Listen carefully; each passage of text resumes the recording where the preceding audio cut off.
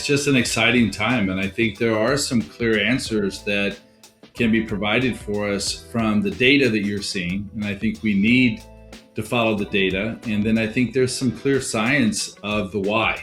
Why is it such a hot topic? Why are we having so much success with it? But it's understanding that what we're doing in the fitness world right now is we are pulling those two pieces apart and creating new products. But the magic happens, I believe, and this is where I can talk a little bit about research and data, is when those two pieces are melded together. That you have the methodology combined with the systems, and it's inside that system that you have the stickiness that's been around 100 years and will be around another 100 years.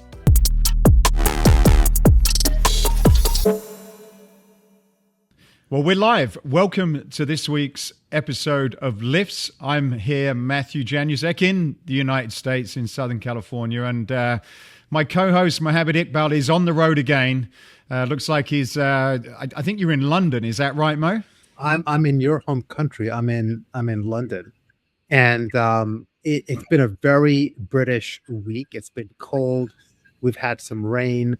But I came here for the Fitness Technology Summit, the London edition of it, which was wonderful. But I also, for the first time, brought my family, so my wife, my two daughters, to London. And Matt, I have to say, I'm a little bit disappointed because you knew I was coming to London. You knew I was bringing the family, but you didn't warn me of the gotchas. You didn't tell me, don't go to Harrods. No, stay away from Harrods with your wife. Don't take the kids to Hamleys. Like, these are things that I feel like I thought. Well, you didn't ask me. You did tell me you was going to see Stonehenge, and I did warn you about that. But you didn't tell me you was potentially taking your wife shopping in London. Otherwise, I could have assisted a little bit. Well, and they don't tell you about the 17% tax that is exercised over here. I mean, that was VAT. a surprise. VAT is called. The VAT, the value added tax. I'm still working on what the value part is. And tomorrow, right before you joined, I was telling our guest here and John that I'm doing the most British thing. So Stonehenge is a part of it, but do you know what I'm doing tomorrow with the kids? Oh, it's got maybe afternoon tea at somewhere like the Ritz or something like that. They did the afternoon. No, that is very British, but I'm going to one up you. We are going to Peppa Pig World at Alston's Park tomorrow morning. So my kids are convinced that if we don't do that, we might as well not have made the trip to come to London. Well, they got a point, definitely.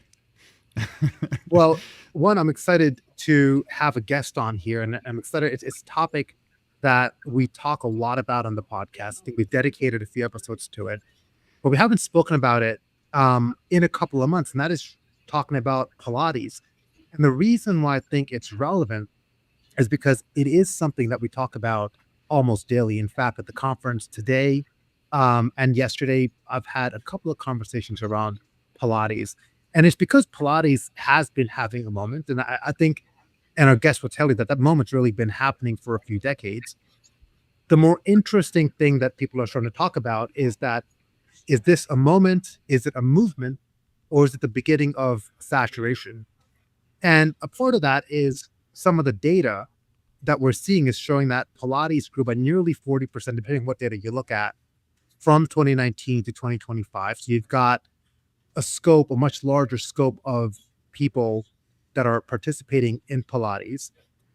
In addition to that, ClassPass reported that Pilates was also the most booked workout globally for the third year in a row in 2025, with reservations up 66% year over year. So we know that the demand's real, but why is it happening now? And I gave this some thought in preparation for this episode, and I think that there are a few forces that are converging. First, going back to the pandemic, that changed how people thought about their bodies. Consumers came out of that period looking for movement that felt sustainable, that was lower impact. HIIT was kind of not in favor anymore. Restoration was coming in. And people were understanding that the less punishing, the less high intensity, that probably is going to lead to better results. I think second is that wellness has become a lot more personal and more daily. McKinsey's 2025 wellness research described wellness as a $2 trillion global market, with younger consumers increasingly treating wellness as a daily practice, not an occasional thing that they treat themselves with. Third, longevity has now become mainstream. And we've seen that and we've talked about that a lot in the podcast. Consumers are no longer just asking, how do I look better? They're asking, how do I move better? How do I recover better? How do I age better? How do I stay active longer? And Pilates really sits directly in the lane. Fourth, social media made Pilates aspirational. And you've heard terms like aesthetics in Pilates, and you don't really hear that in any other modality. Reformer Pilates has become highly visual, highly shareable, and really culturally coded around lifestyle and aesthetics and self-care. And I think that helped accelerate demand. Influencers are doing it, and you want to aspire to be like them. And fifth, and the last one, is that Pilates really fits into the new premium wellness economy. What I mean by that is that it works inside boutique studios, it works in luxury clubs, it works in recovery environments, hospitality, even digital platforms. And we will be speaking more about that later. But I think that's where the tension starts, because the modality in a lot of ways is growing. The consumer demand is there. But I really feel that the current studio expansion model might be approaching saturation in certain markets. So the question that we're going to be unpacking today is that, is Pilates peaking? Or even talking about, is Pilates becoming one of the pillars in wellness? So to talk about all that, there's a few people who are better positioned to help us unpack that than Brent Anderson. So Brent, welcome to Lift Podcast. We're excited to have you on. Thank you. I've been excited to be with you. And we, of course, did another podcast earlier, and we've sat on panels together in some of the conferences that are out there. And it's just an exciting time. And I think there are some clear answers that can be provided for us from the data that you're seeing. And I think we need to follow the data. And then I think there's some clear science of the why. Why is it such a hot topic? Why are we having so much success with it?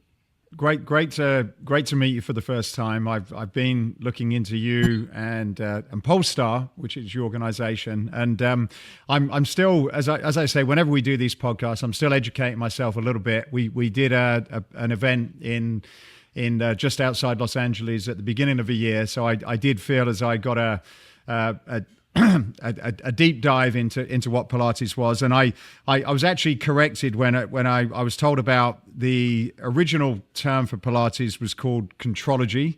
I'm not sure whether that's your understanding, but someone said it wasn't called Pilates, it was called contrology, and it was based on this book in 1945, and here we are, probably 65, 75 years later, with this idea that originally started and seems to have evolved quite a lot over that period of time, and we'll talk about some of that as well on the interview today. But one of the things I thought we could kick off with, based on where Mo is today, he's at the Technology Summit in London, and I thought I'd probably start off with a technology question, and also an article that John, maybe you could just bring this up, that I saw in the news when I was researching, which is there's a new brand out there which is relatively new, which is Strong Pilates, and I believe they've taken quite a unique approach to Pilates, and whether the purists will actually acknowledge it as being Pilates or something different. But I did think this was quite interesting, because they seem to have they come up with a press release to say Strong Pilates launches Connect, which is the most advanced in-studio training technology to date, taking strong members to a superhuman fitness level. And there's a couple of things that they reference, which is essentially they're able to standardize what they deliver in every studio, provide instant post-workout feedback, and it seems that they've got these color code zones where they track effort. And I suppose after doing Pilates twice in my whole life, like I guess you can kind of feel, and whether you're doing it wrong, and it's quite a challenging workout. But I was quite interested that they do seem to be able, according to this release, to be able to put some real simple tracking for people like myself who's never done it before. So first question to you, Brent, really is what do you you've been in Pilates for a long time. What are your thoughts about technology coming into the space, being able to provide people with a lot more measurable feedback, or are you one of the purists that sort of likes to keep Pilates how it was originally intended? That's a great question, Matthew. And I've been in the industry for 40 years. I'm also a physical therapist and a professor at the University of Physical Therapy at University of Miami and St. Augustine and NYU and Hunter College. And I am always interested in data. Once you get a PhD, data becomes a life source, right? Because we hypothesize a whole bunch of things of why things work and why things are so good for us or why somebody's doing better. And the reality is we don't really know until we have some data that can show us that. And we often talk about, how do we make our work more evidence-based? That's been a primary drive of mine for almost 40 years now. So since 1987 is when I started learning about Pilates, and we started some very early research. We started collecting data. We started looking at things like, why is it that after 45 minutes of doing your first Pilates class, we have a significant increase in your mobility and we did not focus on stretching anything? Where was the strategy change? And so what we started learning was that what we were doing in the environment, this was also on the reformer at that time, is we were creating a shift in strategy of how to move. 5 exercises, people had never done Pilates before, and we significantly increased their total range of motion. But what was very interesting is in their pre-measurements, we saw that there was too much movement in the low back at L5S1 and L405. So that sort of chronic low back area where we see so much pathology, and it impairs so many people from even participating in fitness and health activities because they have low back pain. It's like a plague in the Western world. And what we saw in 45 minutes, Matthew, we saw a 50% reduction in segmental movement of L4-5, L5-S1 with a 30% increase in total range of motion.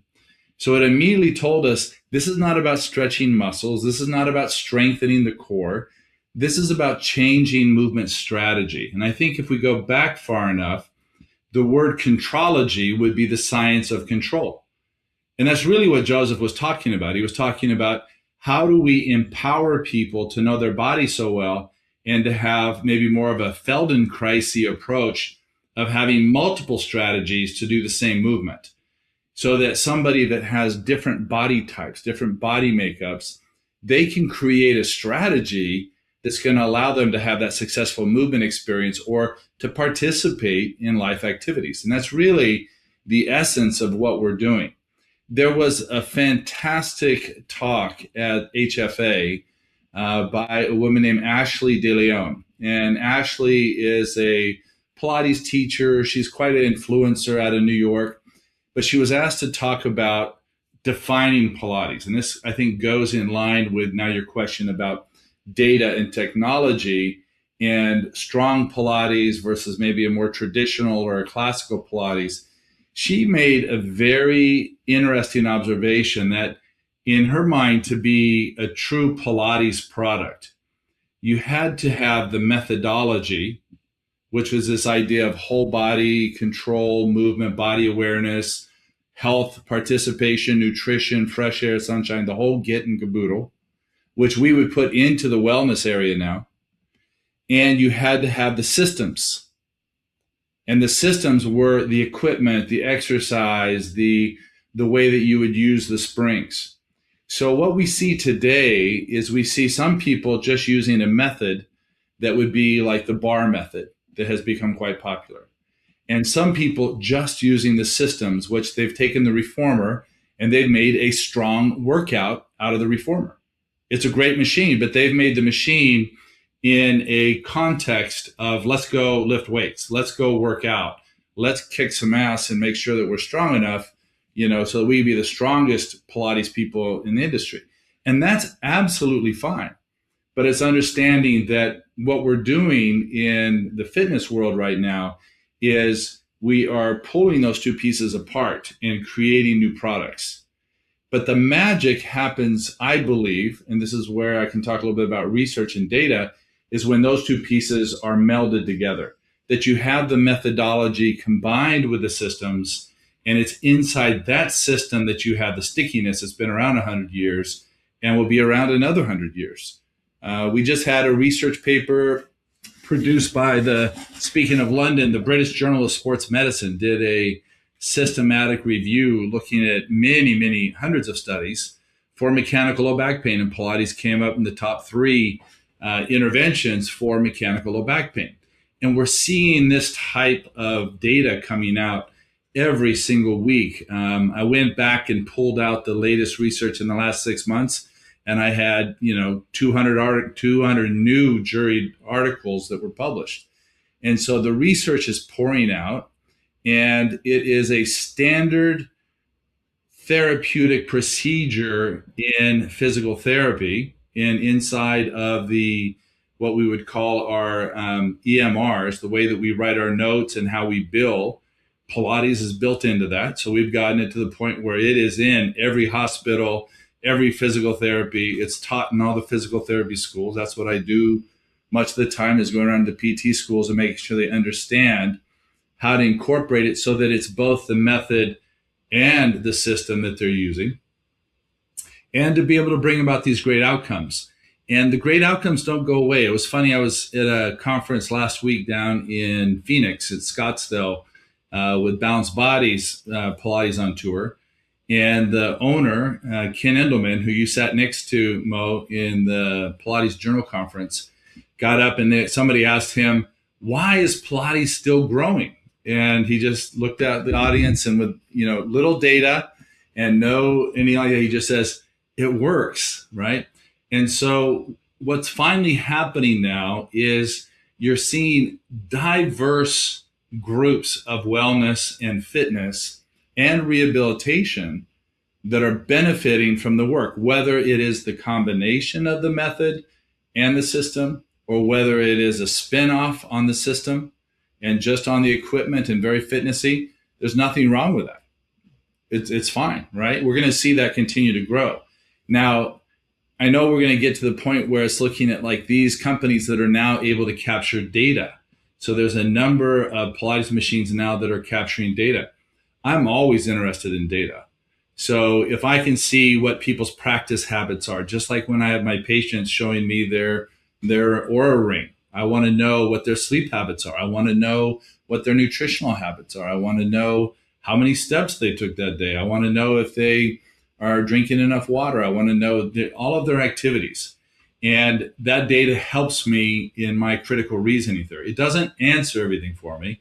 It's my 40 years of being a physical therapist and evaluating that data now comes into play and helps me in my hypothesis and my critical reasoning skills.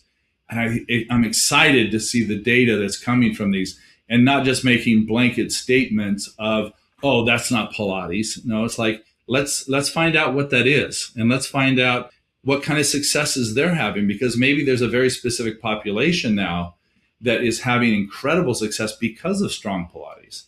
And, we just want people moving. We know the main problem in our society is the food that we eat, the lack of sleep, and being sedentary. So if they're moving and having a good time and getting strong, then that's a great thing.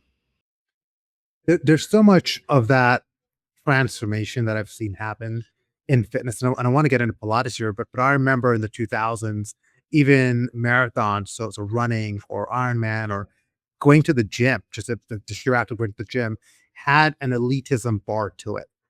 When you look at when boutique fitness even came up, Soul Cycles of the world, right? The idea of like, no one taught you how to clip in, no one told you what to wear, no one told you where to sit in a group fitness class.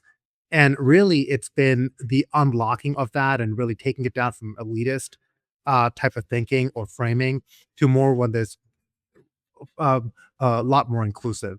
But I think Pilates, at least from my perspective, I've only been in the Pilates modality for about 7 years. Certainly, I don't have the pedigree that you have, and so many others now, Brent, who I have the fortune of being able to speak to. But I feel like even when I started entering the modality, that air of exclusivity was still there.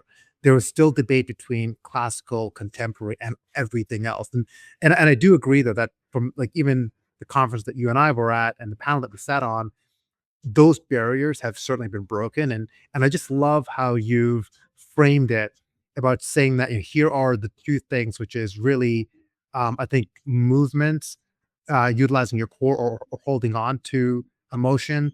And there's one other thing that you mentioned, but I think you framed it as these two kind of areas, and that is a very broad definition, because by that you could include mat-based workouts or bar, as you mentioned, or different Pilates concepts like strong or solid core. Going back to data and strong, I think, Brent, you and I have talked about this a lot. In fact, I did a webinar with you specifically focused on data and Pilates. And again, I've got the good fortune to, I think, work with the top 5 of the top 10 brands as it relates to data and Pilates. So I've got a front row seat. And Matthew, I don't know if you know this or not, but the SmartWorks team actually built the Strong Connect and the whole Strong product. We've never spoken about this, but it was Oh, well, there you go. I should have asked you that question, shouldn't I? Yeah, you should have asked. Yeah, it's all good. I think Brent knew about that. From Mo. I got it all.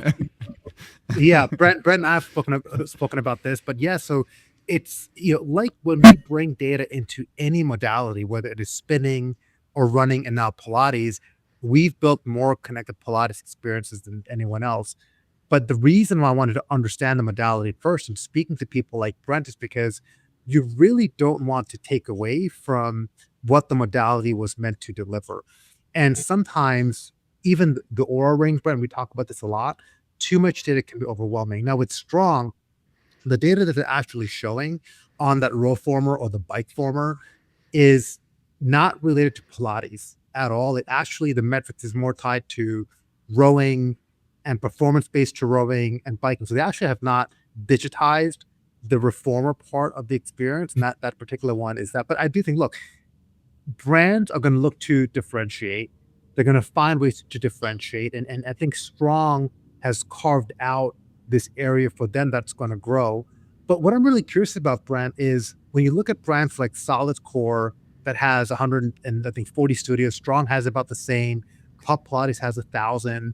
I'm in London, which by the way has a ton of great boutique Pilates studios here, but not many big brands dominate. Do you think that, yes, it works and yes, most people are doing it, but do you think there's a level of saturation? Because when I look at it, there's two things that I notice. One, it's mostly still women. Now, in fact, I was at a local Pilates studio in the Washington, D.C. area called RTR Pilates, and I was speaking to their founder, Raina, and she's expanding as well. And she told me that it's 95% women. And it's not only that, but it's women who are 40 plus. It's a premium class. It's, I think, about $40, per class. So I'm looking at that. I'm like, okay, well, there's a lot of gap to broaden, even just within women. There's no men in that class. There's an opportunity there. So would love to get your perspective. Do you think that, because the feeling that the industry, I think, is feeling now is that, okay, maybe there's too much Pilates because you go to FIBO, there's an entire hall dedicated to it, HFA. So would love to get your thoughts on that. Today's episode of the Lifts podcast is sponsored by EGYM. EGYM delivers smart strength solutions that help gyms and health clubs attract, engage, and retain members while improving health outcomes at scale. From intelligent equipment to AI-powered training programming and corporate wellness via WellPass, EGYM is leading the way in smart fitness. Visit egym.com to learn more. Yeah, I don't think we're anywhere close to saturation, mainly because of what you just said. I think that there are enough diverse populations now that are being approached in the Pilates industry. Let me give you some examples. We know that the whole younger generation, so even 16 to 35, Gen Zers are more interested in spending their money on a Pilates class than going to a bar. So you're looking at a very different, they're more health conscious. And so there are a number of studios now that are really catering to that younger generation, and they're being very successful at building membership up of these college students, pre-college students, early post-college students, or professionals that are coming in and making Pilates part of their life. So they're coming in, in some of these, they're buying unlimited packages in some of these boutique studios, and we're seeing this rise. If you talk to like Saran or some of these others that are in the business of boutique Pilates, we're seeing that rise. So we're seeing kids that are coming in and spending, $399 a month, which I guess could be equivalent to going out to a bar, 4 or 5 times a month. And they're spending on unlimited classes, and they're coming in 5-6 days a week, sometimes twice a day. Like there's a craze that's going on that I've never seen before. So I think that's one thing. Number two, you're seeing more and more professional athletes, especially male athletes, that are being involved and being coached and being on Instagram and that are using Pilates. And I think the key message for us to be successful in Pilates ongoing, and I've said this for many years, is, and this was Joseph's thought as well, is that we prepare bodies to participate fully in the life that you choose. So it's not ever saying, oh, I'm not doing the right strength training for somebody who's a power lifter. No, a power lifter has to do powerlifting to be a competitive power lifter. A soccer player has to go out and play and practice soccer to be a great soccer player. What we do in the Pilates industry is we bring a sense of consciousness and awareness of your body and an inner strength that allows you to successfully train, practice, and play these sports and these activities. And I do think there's some people that get that confused. I think there's some people that think, oh, Pilates is the end all for everything that has to do with this sport or this activity. And that's not true. Joseph was a boxer. He came to New York because he got a contract to train boxers from Germany. And he just happened to land next door to the New York City Ballet, to the Met Ballet. And the ballet dancers found him. But his work originally was very calisthenic and very, all the mat work, full dimensions of gravity, standing, a lot of standing work, which a lot of that has been taken out and has been modified in the dance world to be things like Xenoremet and bar and floor bar kind of activities in the mat work. But his original thing was training boxers. He was a boxer. His dad was a boxer. Mönchengladbach, Germany. They all trained. They lifted weights. There's pictures of him and his brother lifting very heavy weights and dumbbells back in the 1800s. So it really came from a strong place of performance. So you think of martial arts, boxing, gymnastics, acrobatics. Carola Trier was a contortionist that became his first teacher in New York City. Eve Gentry was a famous dancer, modern dancer. And you saw that evolve so that by the time I came around in the 1980s, there were only about 500 people doing Pilates in the world. And most of us had direct contact, like mine was through the dance world. Even though I was in physical therapy school, I was taking a ballet class in San Francisco. And I was going to UC San Francisco, and they said, hey, there's this dance medicine center over at St. Francis Hospital. You should check it out. They have Pilates. And so I went over there and discovered that it's actually, they say Pilates. And I have a funny story about that. But the idea was there's only about 500 people in 1987, 1988. So we saw an incredible boom starting in the early 90s was the first one. And then Ron Fletcher was working with the very elite movie stars down in Southern California. So that was where we got some exposure of, President Reagan's wife and Barbara Streisand and some of these people that were getting Pilates from Ron Fletcher. And I'm not real clear on the history, just movie stars doing Pilates, very exclusive, Beverly Hills kind of thing. Then we saw Alan Herdman out of London. He was working with the ballet down in Houston. He was going back and forth to the UK, United States. He was bringing a lot of the work in much stronger into the dance world outside of New York. And then we were bringing it into the rehabilitation world. Mari Windsor brought it into shopping online. Then we brought the reformer out, the Allegro, that was group classes, and got it into Bally's gym back in late 90s. Everybody was appalled that they were doing a group reformer class with more than 4 reformers, that really was just limited by space. And then you had Club Pilates coming out in the mid 2000s, and everybody was appalled that they could, replicate and have 800 studio spaces. We've seen this happen over and over again. And I don't think we're anywhere close to saturation. What I think is we're going to discover more and more niches of how a Pilates system can be applied in the wellness and health world. And so, for example, for me in Polestar, about 50% of our grads, so over 50,000 grads, half of them are physical therapists all around the world. And so our whole focus, because of my being a physical therapist, has been how do we use the Pilates? And if you think about how Joe designed it, the contrology work you talked about, Matthew, was the mat work, and it was the lifestyle, and it was living a life that had body awareness and balance of forces. And Joe made a very powerful statement in, I believe it was in the 30s or 40s. He said, if the world practiced contrology every day, there would be no need for hospitals, prisons, or insane asylums. That was a quote unquote from Joe, right? And it's quite overwhelming to think of something like that. But what was interesting is he developed the equipment to assist people who could not do the mat work. That's why the equipment was made. The equipment was always assistive, and the mat work was your body against gravity. It was your body and its own weight. Contrology is on the mat. That's wild. Your body weight. It could be standing, but it was your body weight against gravity in different orientations.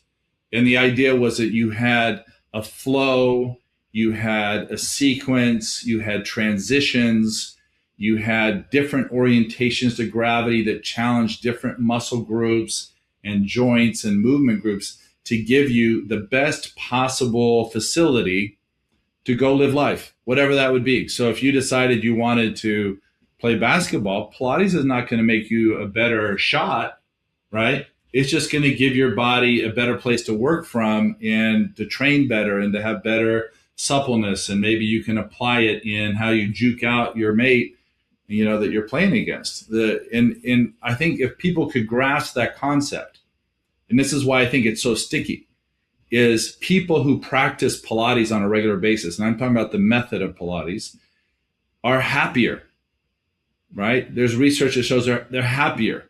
They are more confident. They are able to participate more fully in life. And hence, we use it in rehabilitation for that same reason. How can I create a successful movement experience for somebody that is having severe pain from a recent knee replacement or from spinal stenosis? Well, I take the equipment that Joe designed to be assistive in nature, and I can meet them where they are.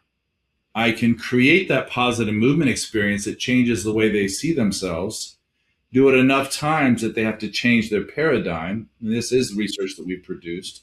And now they progress into the group class. Then they progress into the mat work, and they can do the mat work at home. And they can maintain a quality of life that they did not believe they could have based on what we did in the healthcare system or what was happening to them based on their injuries or their diseases. Very powerful.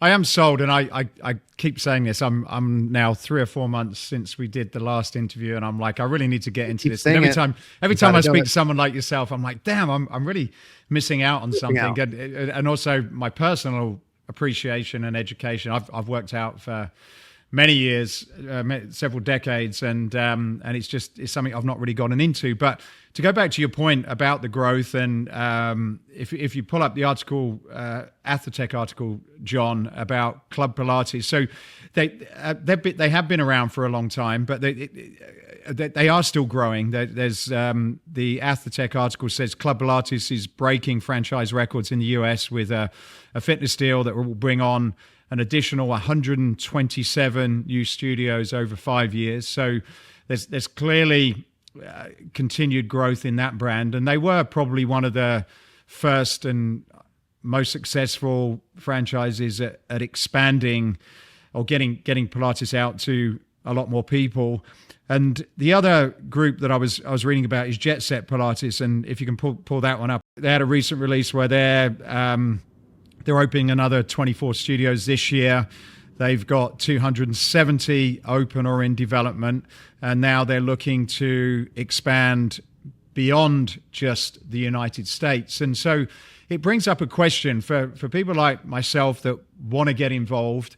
There's clearly not a shortage of opportunities out there, and it seems as though the expansion is beyond the United States and beyond the UK, which are probably some of the primary markets to having the investment and for the expansion. But what do you think the ability to expand internationally? Because it definitely seems like it does almost like come together with luxury, wellness, hospitality, that sort of market. But I can't help thinking that is the market expanding beyond the capabilities of many of the trainers? Because it's not like we're delivering a body pump class, or we're not delivering a treadmill class. This, from my understanding, is a higher level of instructor and coach than what you would expect for certain exercise programs. And does that itself create a challenge where if you go and do one of these workouts, you may not actually be getting the level of instruction that you need? And I'm not saying that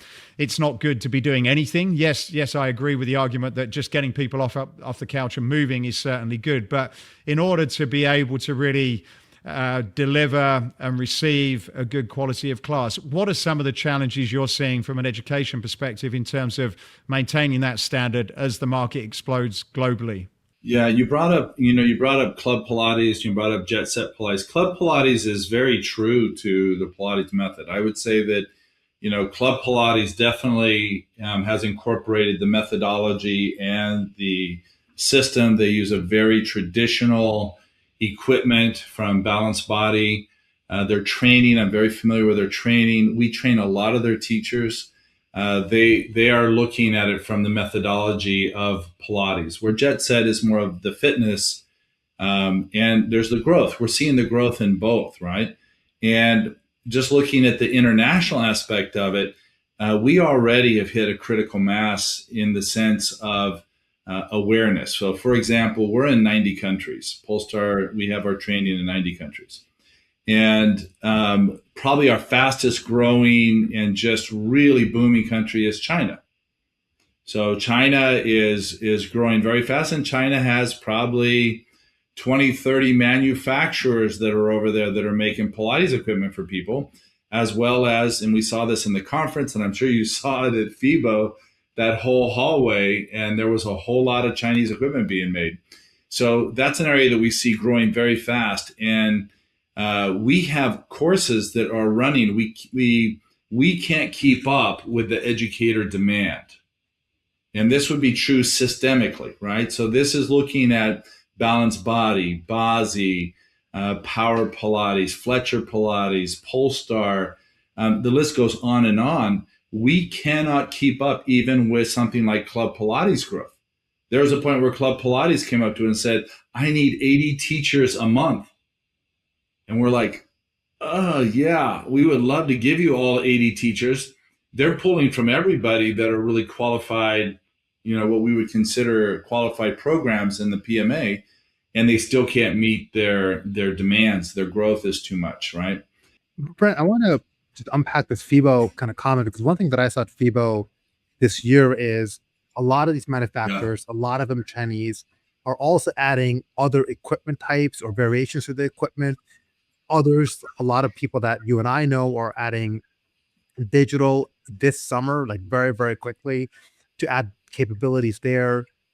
Why do you think they're adding, different types of equipment, different types of offerings? Is it because there's just, on one hand, you have growth that's happening, but on the other hand, is it because it's becoming more difficult to differentiate from a vendor perspective? So you've got consumer growth, but vendors have to differentiate. Because I was walking around and saying like, wow, there's just a lot of, it sounds like they're almost trying to do too much. I was blown away with what was going on. I was at HFA with my daughter, Nicole, and Nicole runs Polestar USA. and she went and tried all of the different manufacturer equipment, and I was filming her, and we were just looking at some of them that had 5 pieces of equipment in one. It had other types of equipment that was combined with it.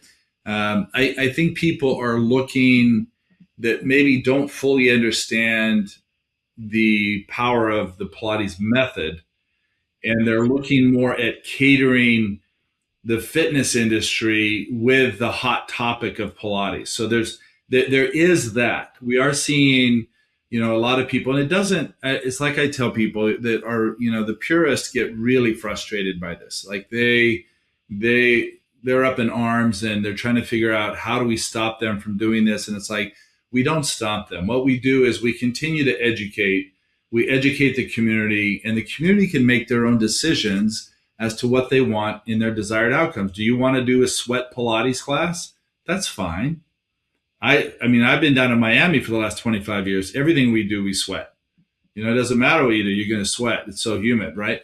But it's not, the design of the class is not to make you sweat. The design of the class is to give you, body suppleness and body awareness and power and confidence and improve your dynamic posture.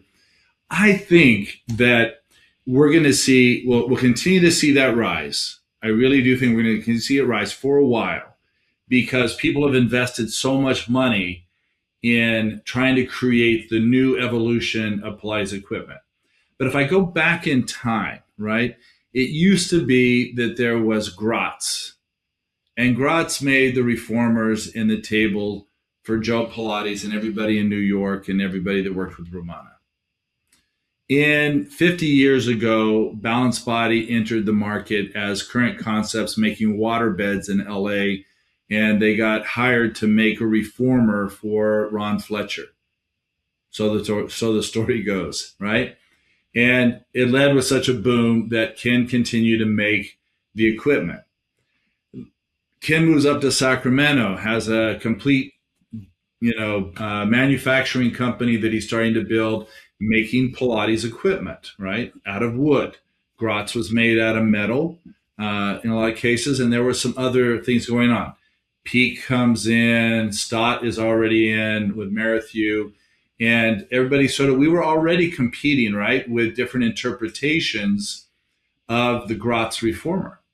And some of those changes were really needed. For example, there was a time where we were in a heated discussion with Romana. I was talking to Romana and her sidekick, Steve Giordano. I have no idea where Steve is these days, but Steve was maybe 5'2", 5'3" tall.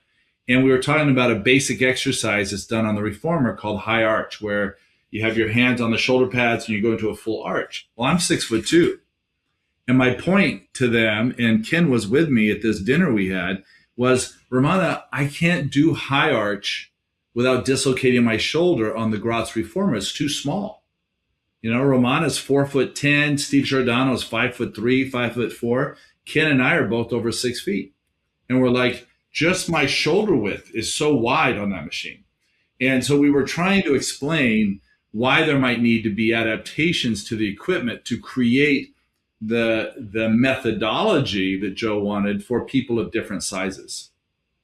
So that was one thing that led to modifications of equipment, right?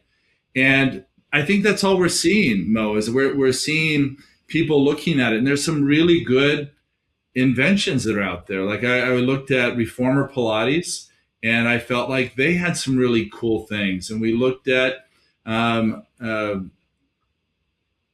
Nordic Track Bottom, IQ? Was it IQ Pilates or? Reformer X. Reformer X. And, there were some very cool things built into that are very interesting, of ways we haven't looked at it. Out of Korea, Dr. Jang had developed equipment like the trapeze table could be adjusted to be able to work more in a rehabilitation setting, where the table could bring up some support for the legs for somebody that has a severe back pathology. Is that wrong? It sounds like what you're saying, though, going back to your previous point, like you're struggling, as are many educators, to actually educate people on the foundational level. So all of these extra things you would think are brought in when you've ran out of ideas. My guess is it's brought on by a lot of the manufacturers seeing an opportunity in the category that probably don't really understand to the same extent as you do about what they're doing, and they're just trying to create a fitness spin. Because if it was driven by educators, you'd probably just be delivering high quality of education. I suppose that goes back to my question, are we, if we're not careful, are we going to end up with all these sort of variations, and the quality will naturally deteriorate as we come away from what Pilates actually is meant to do? And that brings us to a really important point. And the question is, do we have some kind of industrial representation of, one, manufacturing guidelines for Pilates equipment, and two, education and curriculum guidelines for accreditation? Right now, what we have is we do have a national third-party certification that is accredited third-party as well.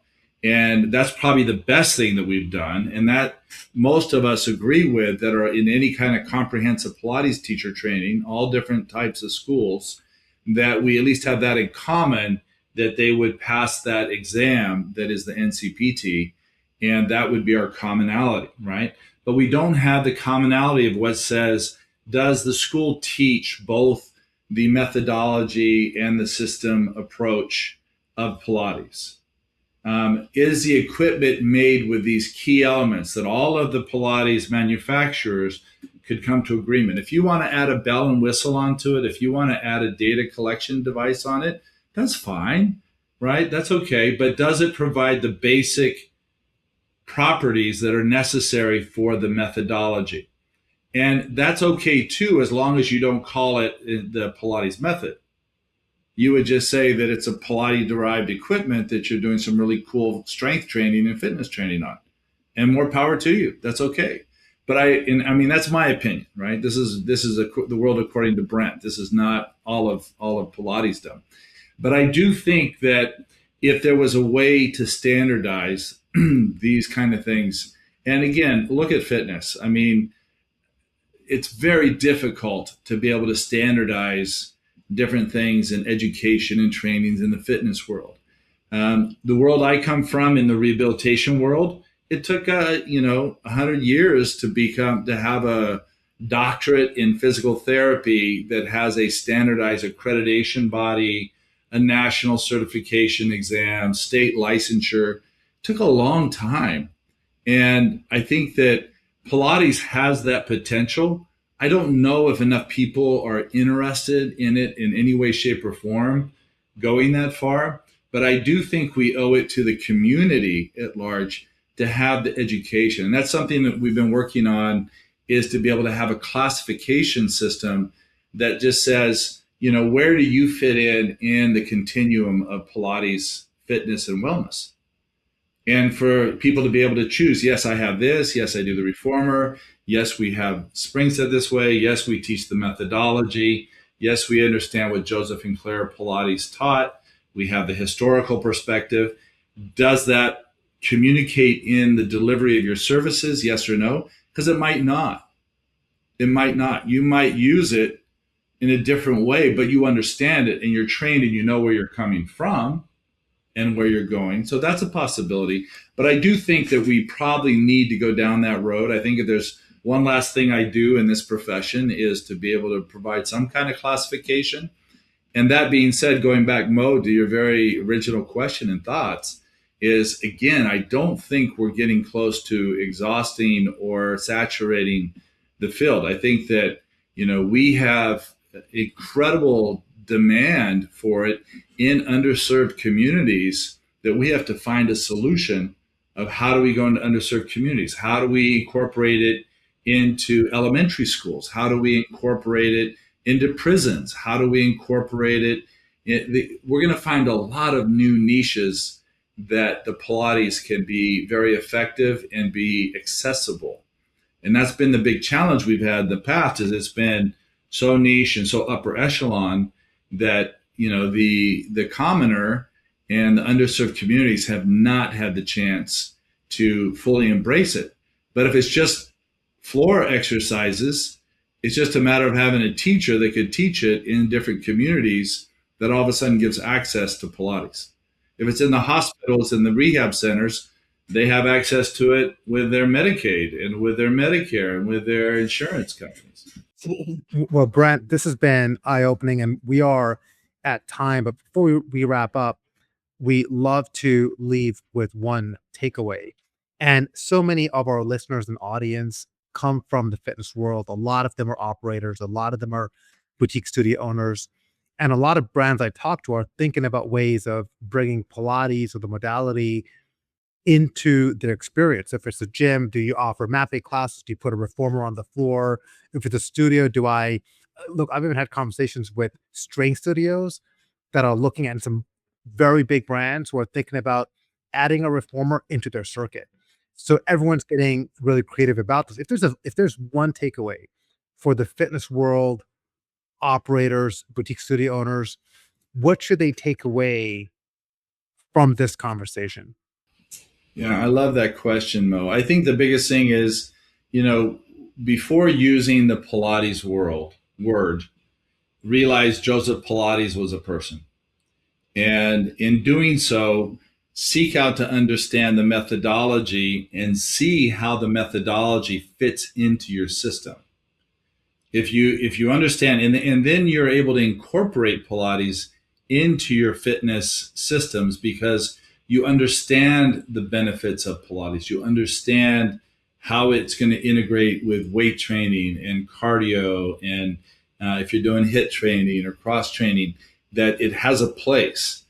And the other thing that I would mention is that in the push for wellness and health inside the fitness world that's so big right now, is realizing that this is a great transition tool. This is a tool that is very sticky for people who might join up in your clubs or your boutique practices in January and they disappear in February, right? We have statistics that show that patients I discharged, 40% went into the Pilates cash pay arena. At 5 years, 80% of them were still coming at least 1 to 2 times a week. That is a ridiculous amount of stickiness compared to what your normal statistics are in the fitness industry. And so one way of looking at this might be, this is a fantastic transition tool to get people to be serious about coming in and weight training and conditioning and participating in many of the other wonderful modalities that you have in your practice, in your studios, in your clinics, that this is a great transition tool. And, if you could think of being able to consult somebody coming in that is deconditioned and say, I think what I would suggest is you do 3 Pilates classes a week for the next 2 months. You start learning to get familiar with the cardiovascular equipment. We do a weight training session for you to learn how to lift weights correctly. And then you're on your own. What you would find is that the 3 months of doing the Pilates class builds so much confidence that they're going to stick around and continue to come into the club. They're going to continue to come in. And I think I would bet my money on it that if they incorporate it that way, they would have their best customer acquisition and retention by having that. Yeah, I think there's a lot of truth to that. Matthew, there's a lot to unpack here. Hopefully you've learned even more to now actually get you to come do a Pilates class with me. But any key takeaways from this episode? Yeah, my key takeaway is pretty simple, is that you and I are going to have to do a podcast on a Pilates reformer and actually go through a session. I think that's something we need to commit to, or I need to commit to before the end of the year. So Mo, what about yourself? Well, one, I'm just trying to visualize doing a podcast on a reformer. Let's go take a class together first, and then let's just see if we can actually do one. No, I think to me, and I'm struggling with this a lot, and really after this conversation, I kept on thinking about the expansion of modalities when I think about the gym floor. So a couple things came to mind. One, it's simple tools like the foam roller or the TRX straps. When I started working out, in the late 90s, they were typically in an office, in my trainer's office. They were, in the PT's office. Then they would pull out the TRX graphs, they'd pull out the foam roller, and then they would, work with you on that practice. Today, when you walk into an HVLP club or premium club, it's out on the floor and you've got a dedicated recovery area. But you know what's not out on the floor is a reformer, or any kind of tools around even mat-based Pilates. It's behind a room. It's behind a closed door. It's still got that exclusive feeling to it.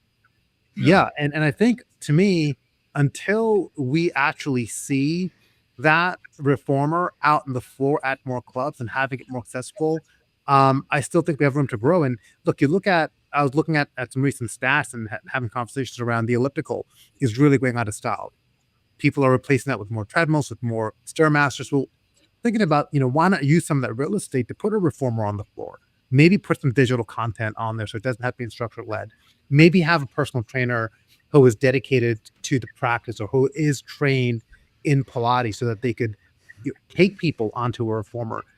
There's so much growth that needs to happen. And as Brent, as you were talking, I kept on thinking about all the areas of fitness where that maturity curve actually happens. So I agree, even though I'm conflicted about the saturation, because again, I'm looking at the data and there's just so much of it out there. But at the same time, there's so much room to grow. So I was going to say one thing on what you just said. Joseph Pilates, his studio, you would pay $5 and you would go in and do a circuit, and they had the things up on the wall, and they had somebody that was an attending. That was how Joe taught.